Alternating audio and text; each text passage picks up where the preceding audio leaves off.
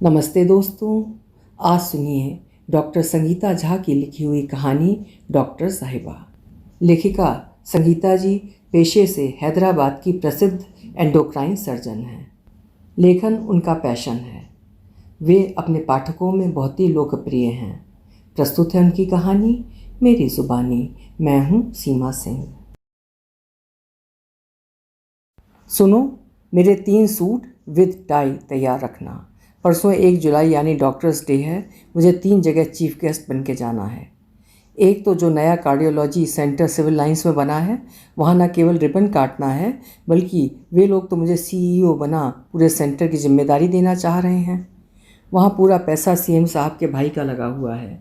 पूरा political support रहेगा। CGHS, Balco, BSP और यहाँ तक NTPC के लिए भी रेफरल सेंटर बन जाएगा। फिर आयुष्मान भारत तो है ही। शरद बोलते जा रहे थे और मानो मेरे हृदय में छुरियां चलाते जा रहे थे। मन कर रहा था मैं उनका कॉलर पकड़कर ज़ोर ज़ोर से चिल्लाऊं और अपने सपनों का कत्ल करने का हिसाब मांगूं। सबने कितना समझाया था कि मैं शरद चौहान से शादी ना करूं और खुद के निर्णय पर एक बार फिर विचार करूं। शरद और मैं केतकी एक ही साथ MBBS कर रहे थे।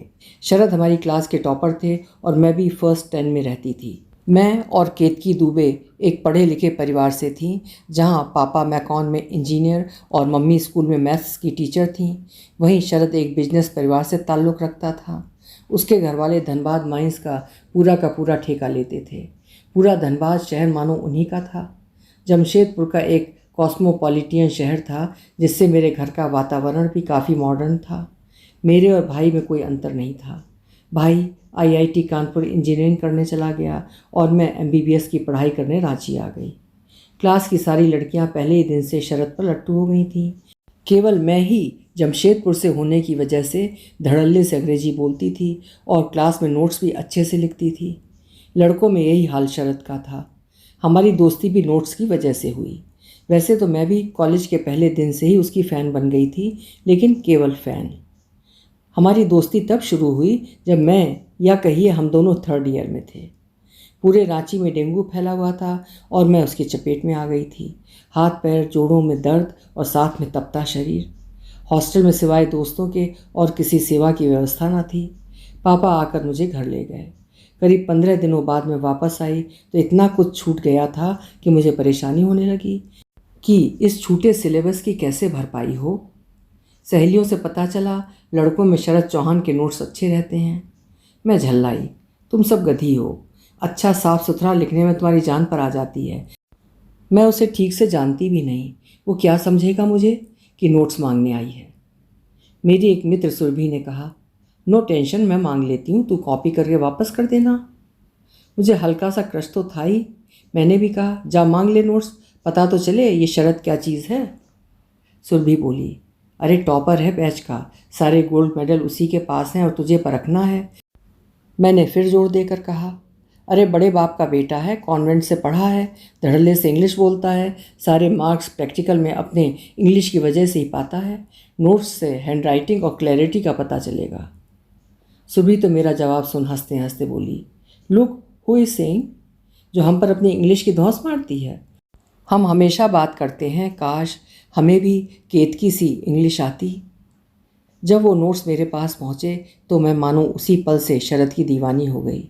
इतनी सुंदर हैंडराइटिंग और इतने अच्छे से लिखे नोट्स शायद सर ने भी इतने अच्छे से नहीं लिखवाए होंगे। मेरी आंखें फटी की फटी रह गईं। तब पता चला वो केवल प्रैक्टिकल नहीं बल्कि थ्योरी का भी मास्टर है। स्वाभाविक था कि उसके इस आकर्षण से मैं कैसे अछूती रहती। नोट्स तो सुरभि ने लिए थे, पर देने के लिए मैं खुद गई। उसने ये पहले से ही भांप लिया था कि नोट्स मेरे लिए ही लिए गए हैं। हंसते हुए उसने टॉन्ट किया, अरे आपने क्यों जहमत उठाई, जब सुरभि को भेजा था लेने के लिए तो वही वापस भी कर देती। गर्ल्स गैंग की लीडर हैं शायद आप। और कितने असिस्टेंट रखे हैं आपने। मैं कुछ शर्म और कुछ गुस्से से लाल हो गई। वो था तो शातिर, साथ ही इंटेलिजेंट भी। मुझे नाराज़ नहीं करना चाहता था। कहने लगा, बाप रे इतना गुस्सा, सॉरी मैं तो यूं ही आपकी खिंचाई कर रहा था, आप भी ना नाराज़ ही हो गई। उसने अपने दोनों कान अपने हाथों से पकड़ लिए। पता नहीं क्यों मैंने उसके दोनों हाथ पकड़ उन्हें कानों से छुड़ा दिया। ये सब इतना अनायास हुआ कि मैं खुद समझ ही नहीं पाई कि मैंने उसे छू लिया है। उसके कानों का तो पता नहीं, लेकिन मेरे दोनों हाथ झंझना उठे थे और गाल शर्म से लाल। ये हमारी पास से पहली मुलाकात थी। उसके बाद बहुत दिनों तक खुद से लड़ाई होती रही कि नहीं पापा की बिट्टू, तो इन चीज़ों के लिए नहीं आई है इस कॉलेज में। तुझे इस मोहब्बत के लफड़े में नहीं पड़ना है। तुझे एक लड़के का नहीं, लाखों लोगों के दिलों को छूना है। पापा की बड़ी इच्छा थी कि मैं कार्डियोलॉजिस्ट बनूं।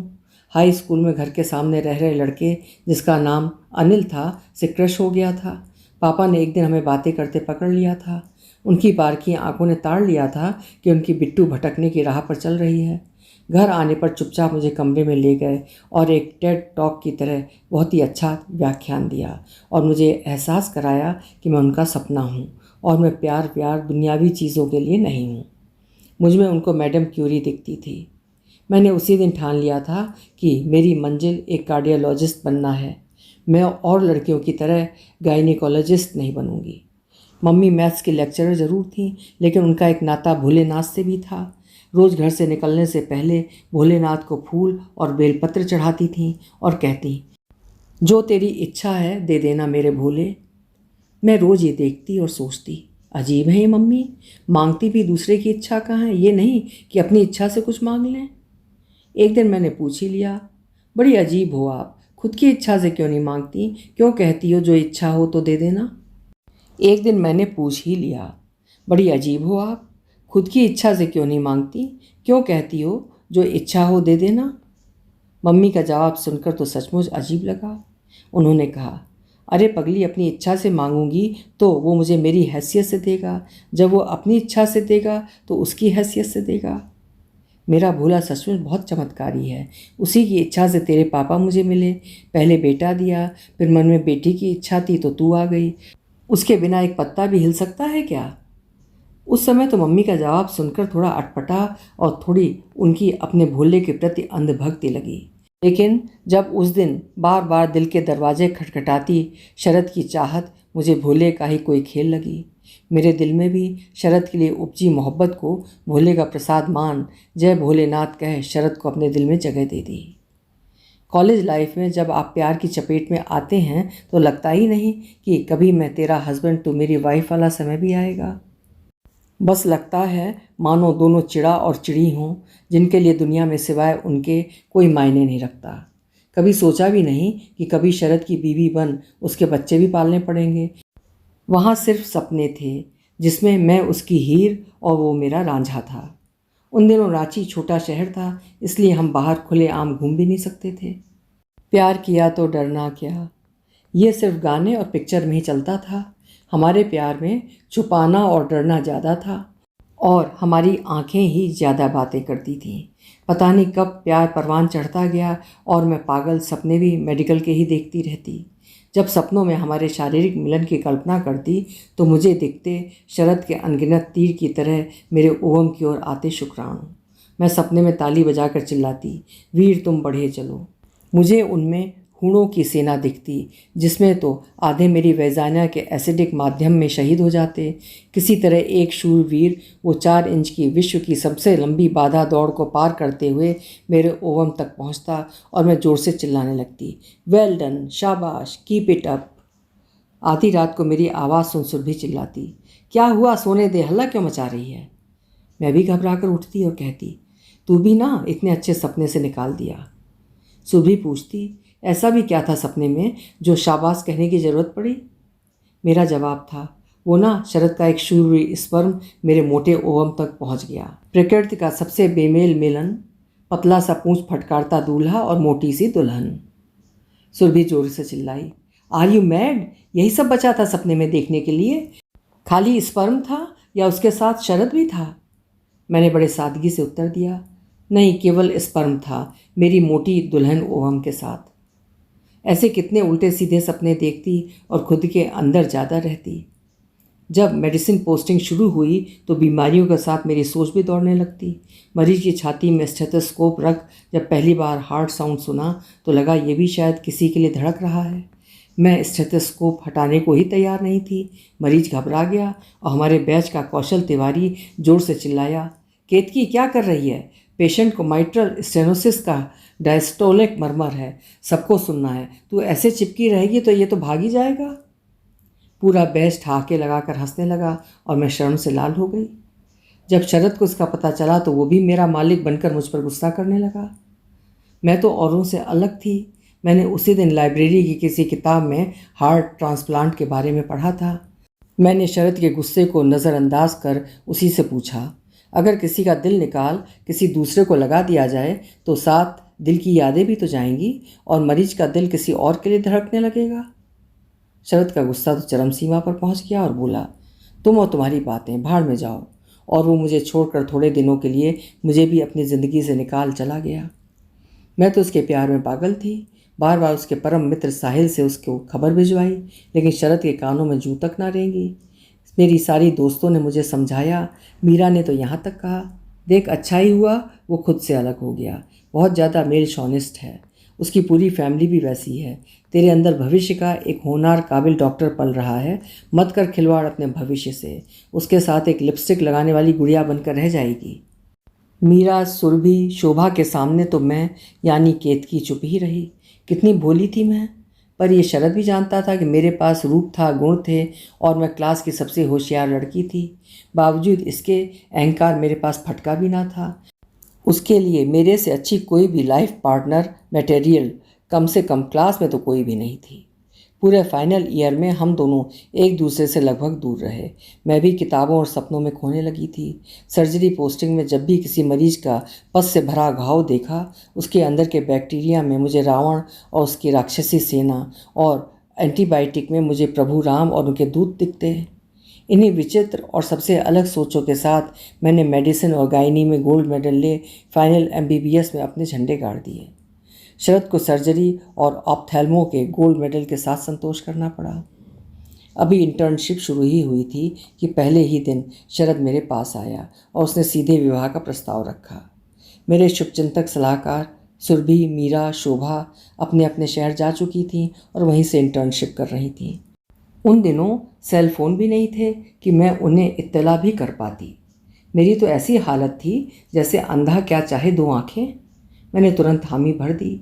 पापा ने मुझे बहुत समझाया, लेकिन मैं तो सब कुछ भूल सिर्फ अपने ओवम और शरद के स्पर्म के मिलन के लिए पागल थी। मेरे पागलपन और शरद के जुनून से दोनों परिवार आनन फानन में शादी करने के लिए मजबूर हो गए। ना दुबे परिवार में बनिया दामाद को लेकर कोई खुशी थी, ना सो कॉल्ड अग्रवाल्स माइंस के ओनर एक गरीब ब्राह्मण परिवार की लड़की को बहू बनाने के लिए बेताब थे। उनकी तुलना में हम गरीब ही तो थे। कहाँ उनके यहाँ बड़ी बड़ी इम्पोर्टेड गाड़ियाँ और कहाँ पापा की पुरानी हाई री बुढ़िया सी फिएट, जिस पर हम बैठ बड़े ताव से कहते, कार से आए हैं। शादी के बाद नई बहू यानी मेरे पतले पतले गहने, जिन्हें मम्मी ने अपने हर साल के बोनस से बारी बारी से ख़रीदा था, को घर की औरतें और मेहमान औरतें छू छू कर देख रही थीं और आंखों में एक दम्भ लिए सासू माँ से पूछ रही थीं, ये सोना है कि गिलट पे पॉलिश चढ़ा के दिया है। सासू माँ ने बड़ी हीनता की दृष्टि से मुझे देख जवाब दिया, सोना ही होगा, बाप फैक्ट्री में काम करता है, माँ भी टीचर है। मैं तो जैसे ऊपर से नीचे गिरी और बोल भी नहीं पाई कि मेरे पापा इंजीनियर हैं और मम्मी लेक्चरर हैं, विदुषी हैं, आप लोगों की तरह जाहिल नहीं। शरद भी काफ़ी बदले बदले से थे, अपने दोस्तों रिश्तेदारों के बीच अपनी कोठी और कार की बातें करते हुए। मैं तो उस शरद को जानती थी जो एक मरीज देख मुझसे बहस करता कि उसे सिस्टोलिक नहीं डायस्टोलिक मरमर है। मेरे मायके से दिए सारे जेवर उतरवा के मुझे हीरे पन्ने जड़े बड़े बड़े गहनों से लाद दिया गया, जो मुझे गहने कम बेड़ियाँ ज़्यादा लग रहे थे। शरद जब पहली रात मेरे पास आए तो लगा ही नहीं कि वो मेरे शरद हैं। मेरे शिकायत करने के पहले ही मुझे देखते बोल पड़े, कभी सपने में भी सोचा था इतने ठाठ होंगे, ऐसी ज़िंदगी होगी? बाप रे, इतने सारे गहनों के साथ तो किसी रियासत की महारानी लग रही हो। जी किया चिल्ला चिल्ला कर रोऊं और कहूँ मुझे नहीं चाहिए थी ऐसी लाइफ, पर उसका मूड ख़राब नहीं करना चाहती थी, इससे चुप रही। मम्मी, पापा और भाई उस दिन बहुत याद आ रहे थे। बार बार पापा का कहना, बिट्टू मान जा, वहाँ तू खुश नहीं रह पाएगी, एक वाचाल विदुषी से चाबी वाली गुड़िया बन जाएगी। प्यार अंधा ही नहीं बहरा भी होता है। ठीक है कि मैं अंधी थी, पर बहरी क्यों बनी जो किसी की बात नहीं सुनी। काश मेरी सहेलियां इंटर्नशिप करने अपने अपने शहर ना जाती और मुझे इस बर्बादी से बचा लेती। अभी भारी भारी गहने पहने मुंह दिखाई चल ही रही थी कि पैर भी भारी हो गए। उसके बाद तो जैसे सिलसिला ही शुरू हो गया, सौम्या, सिकता और फिर सुयश। अगर सुयश ना आता तो शायद पैर भारी होने का सिलसिला चलता ही रहता।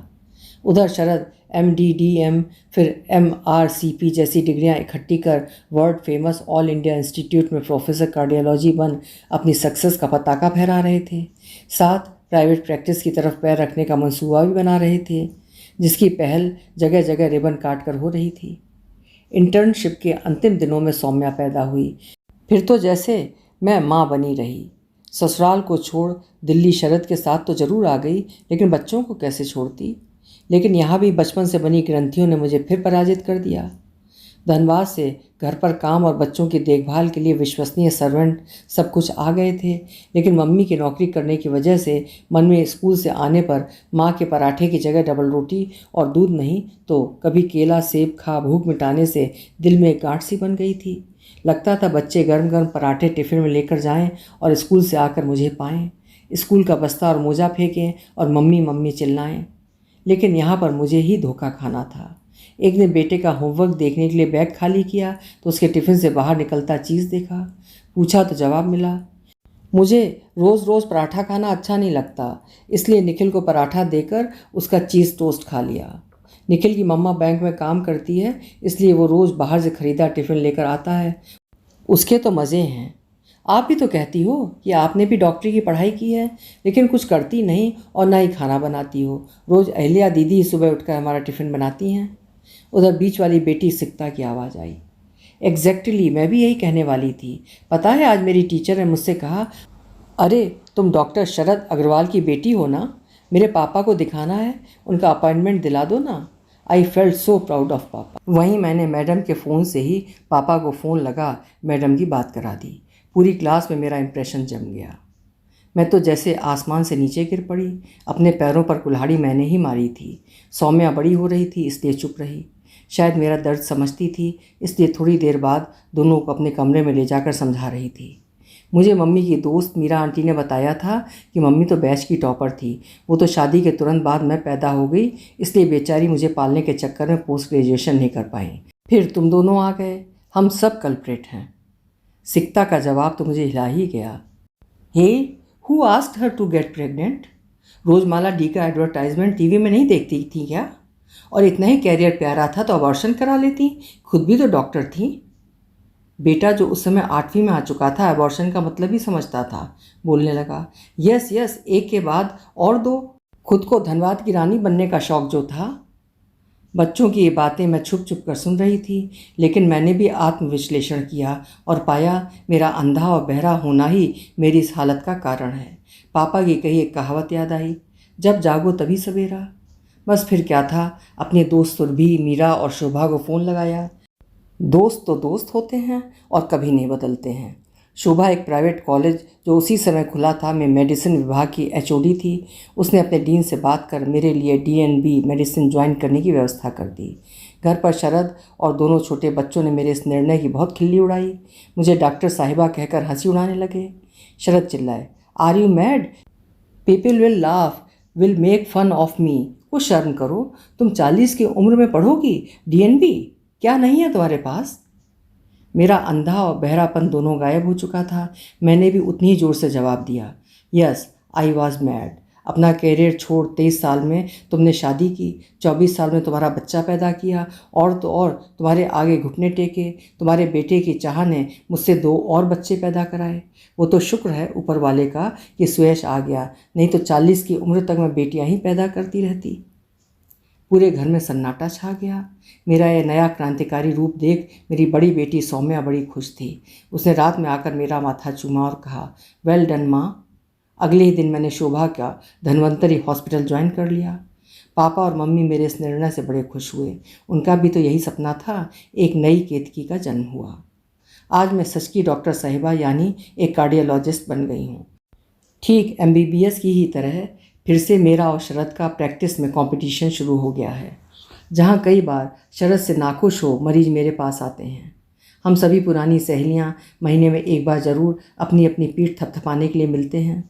पूरी दिल्ली में जगह जगह मेरी तारीफ़ होती है और मेरी नई शुरुआत की बात की जाती है।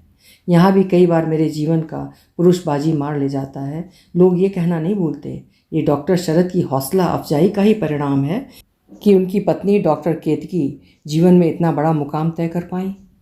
इस दुनिया का यही दस्तूर है, पुरुष अगर आगे बढ़ता है तो उसकी मेहनत, और स्त्रियां अगर तरक्की करती हैं तो उनके परिवार और पति की हौसला अफजाई। अभी आप सुन रहे थे डॉक्टर संगीता झा जी की लिखी हुई एक प्रेरक लेकिन रोचक कहानी डॉक्टर साहिबा। उम्मीद है आपको ज़रूर पसंद आई होगी। पसंद आई हो तो कहानी को लाइक ज़रूर करिएगा और हाइप भी करिएगा, और चैनल अभी तक सब्सक्राइब ना किया हो तो चैनल भी सब्सक्राइब करिएगा। कल फिर मिलेंगे। आपका समय शुभ हो।